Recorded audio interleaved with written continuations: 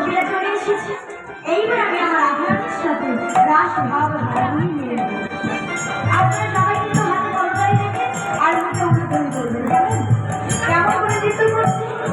আচ্ছা আমার কৃষ্ণের দ্বন্দ্ব হবে, নৃত্যের দ্বারা তাদের দ্বন্দ্ব বেঁধে দেবে। কেমন করে নগর পেরে পেরে হ্যাঁ রে রায় মায়া হরে কৃষ্ণ হরে কৃষ্ণ কৃষ্ণ হরে হরে রাম হরে রাম রাম রাম হরে হরে